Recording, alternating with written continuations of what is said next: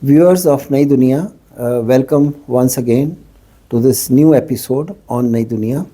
Today we have Mr.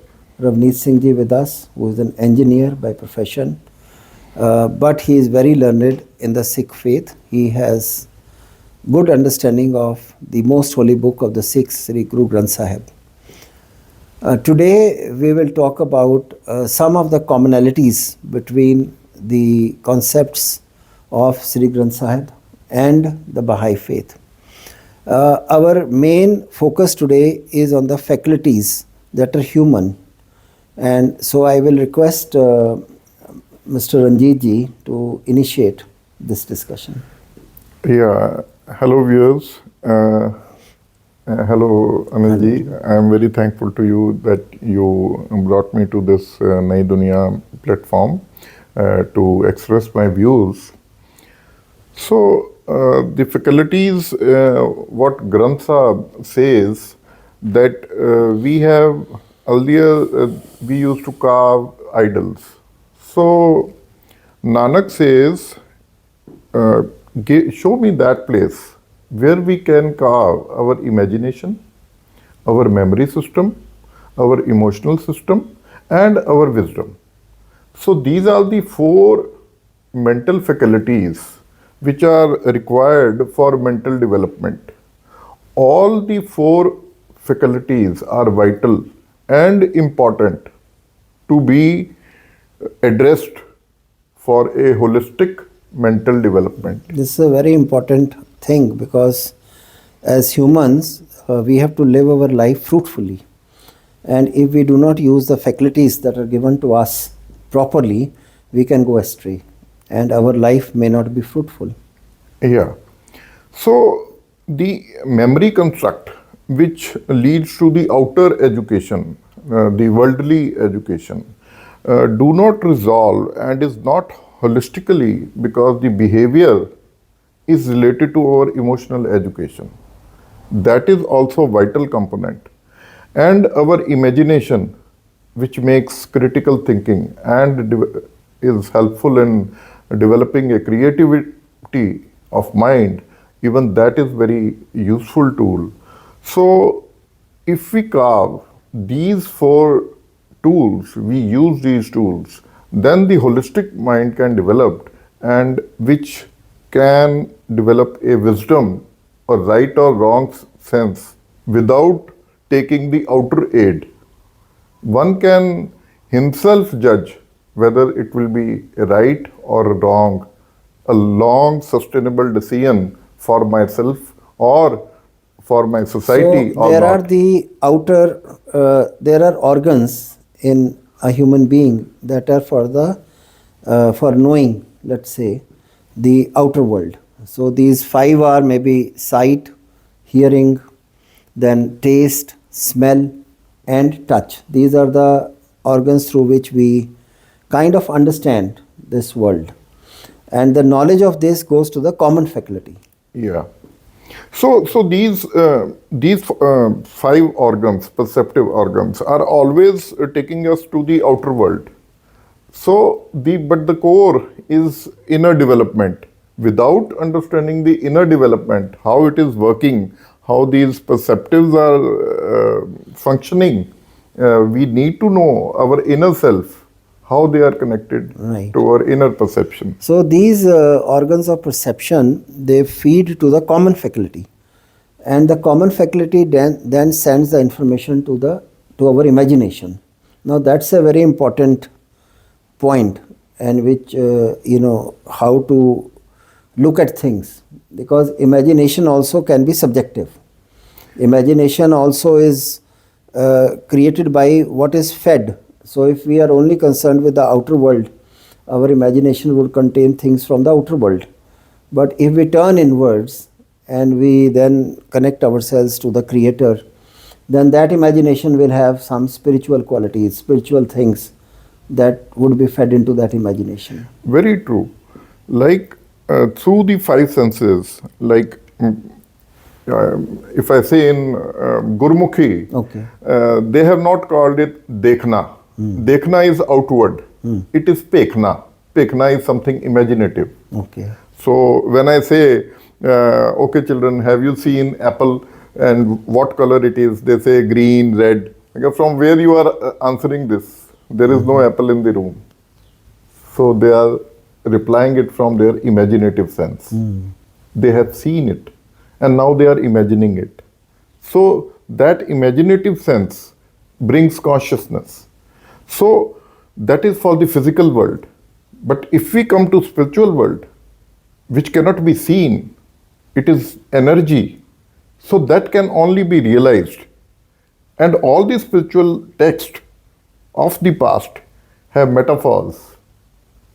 And one has to understand right. these metaphors inwardly. That's true. But if they do subjective connections, then they are missing something. That's true. Very true. The link is inward. That is the Even inner imagination is in an inner quality. It's not something that we can touch or see. It is. Yeah, you cannot. It is- What someone is imagining, it is very difficult to perceive. It is your own personal development process. That's right. So what we see goes to our imagination, and then the imagination kind of creates a thought in us. That imagination creates a thought. And these thoughts are then processed and we make decisions maybe. The thoughts are decisions. Thoughts, for example, if you think of saints and sages, your thoughts would be spiritual because the imagination went to the thought and it created a spiritual thought. Your life would be like that of a saint. You would like to practice those things that saints practiced.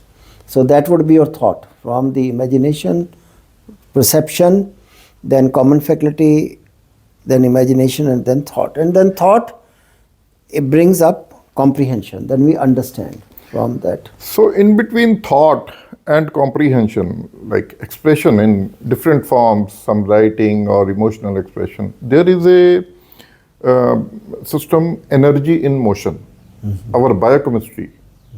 Our consciousness is bringing biochemistry, biochemical changes in us. So, whatever we are imagining, that brings changes in our chemistry, inside chemistry, which leads to expression. So, it is emotion, energy in motion. So, that is the first cause of inward reality. And if it is a negative emotion, then the fruits are not going to be positive. That's right. That's right. So one has to understand from inward sense, that is the development of wisdom, that the thought or the inspiration, what I am carrying, when it is attached to energy in motion, is positive or negative. And one can analyze the resultant, which is wisdom, that what results it is going to produce. So the comprehension can be both ways. It can be negative or it can be positive. And it is a personal choice. And that choice has to be wise. Yeah, It has to be based on wisdom. wisdom. So that automatically leads to wisdom. Like if I am thinking like this, what will be the final fruit on? What it will yield? What my thinking will yield or result? So if someone is having an inward watch, one can easily, energy is taking the three paths, positive, negative and neutral. If somebody is taking a negative choice, then the fruit one can always understand. Here it can curtail or rectify or can stop the infusion of thought to have a better We need an resultants. inner monitor. Inner Which is monitor. also looking at what we are thinking. Yeah, I read when I was very young that you must even observe what you are thinking. You can observe your own thinking, yeah, whether it is proper or not, yeah. and then take informed decisions.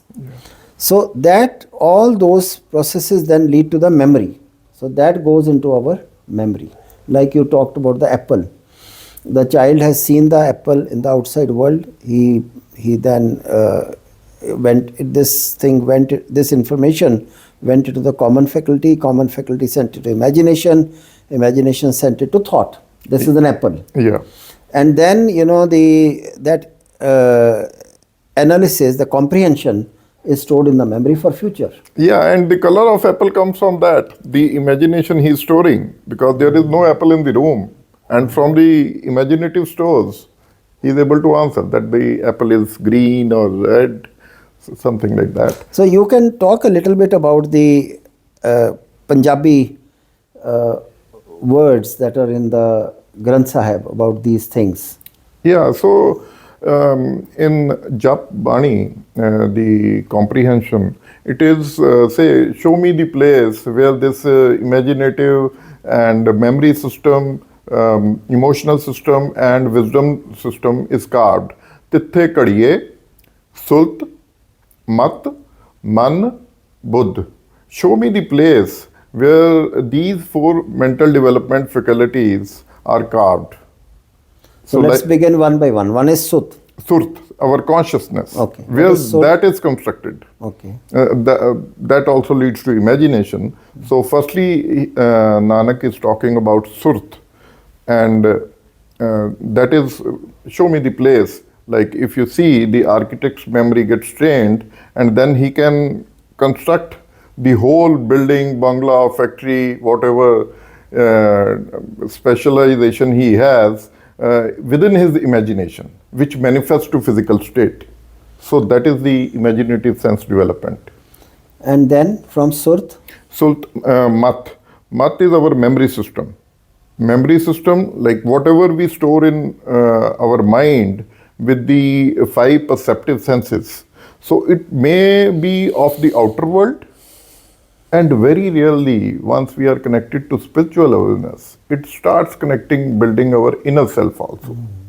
So the first level of awareness for all, that is immortal learning, which is without the bondage of space and without the bondage of time, and forever truth in the coming eras also. That is how to build up your memory system. that is Mat. With everlasting truth. First one shall understand before the mind learns how the mind learns. And the next one is? Man, our emotional system. Okay. Like emotions, our five positive, negative emotions, and creating a positive virtues and attributes in our services. How to work in a balanced emotional manner. So even that impacts professional careers, behaviors, attitudes. That all leads to emotional training. And the last one is? Buddh, like right or wrong sense. What finally it is going to result into. If somebody understands the root and fruit, which is a complete system. So if somebody understands the fruit of his actions, so one can curtail the initiating process. That's right. So that is the development of Buddha, to understand So right and all wrong. these faculties are created by the soul? Yeah, it is the energy motion, which is a omnipresent system and a universal law, which is governing this. So if somebody is aware of this script, one can easily get a glimpse. But the soul itself is not affected by what is outside in the world. It is not affected by that. No, It remains immune to what is. it remains immune. It is only we can have our impacts. And if we understand the universal order, ਜਿਹਨੂੰ ਹੁਕਮ ਵੀ ਕਿਹਾ ਗਿਆ ਹੈ, ਤੇ ਅਸੀਂ ਉਸ ਹੁਕਮ ਨੂੰ ਜਾਣ ਕੇ ਆਪਣਾ ਜੀਵਨ ਸੁਧਾਰ ਸਕਦੇ So one is this perception in this world, and then internalization of that perception and stored in the memory. And the other one is, the light of God, which is shining, which the soul, it craves for that light. And once it gets connected to that light of God, then its spiritual aspect or its purified form, it comes into existence. Yeah, so there are many knowledge aspects. One is outer world, other is inner world. If we talk of inner world, then there is a physical body, then there are mental faculties. The third level is energy. Rare of rare people have worked on energy interactions with body and mind. And they have put a script, they have documented by understanding the motion of energy within our different value systems which are within us, and that script is so valuable, and rare of rare people have research. You can name it on fingers that there are few spiritual masters True. who have documented these books, and everybody is following those.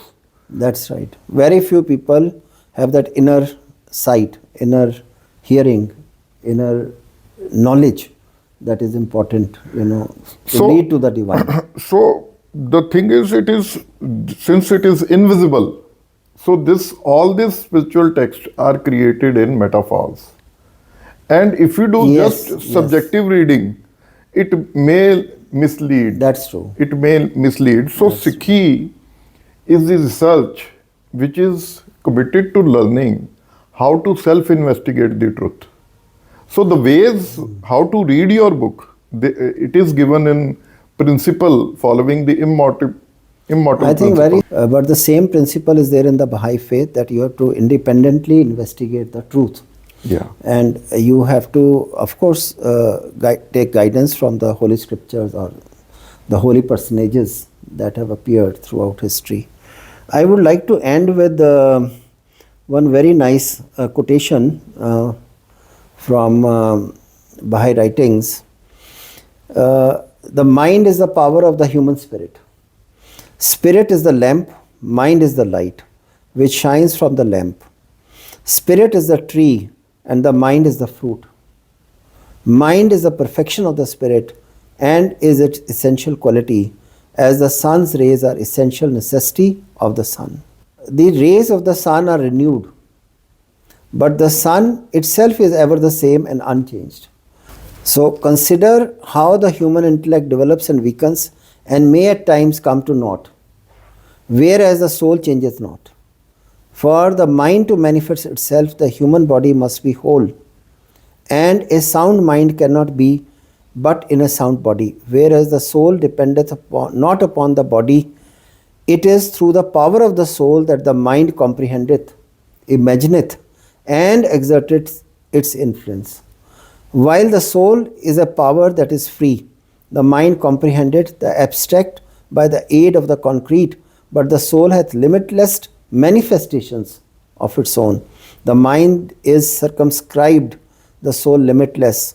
It is by the aid of such senses as those of sight, hearing, taste, smell, and touch, which the mind comprehendeth, whereas the soul is free from all agencies.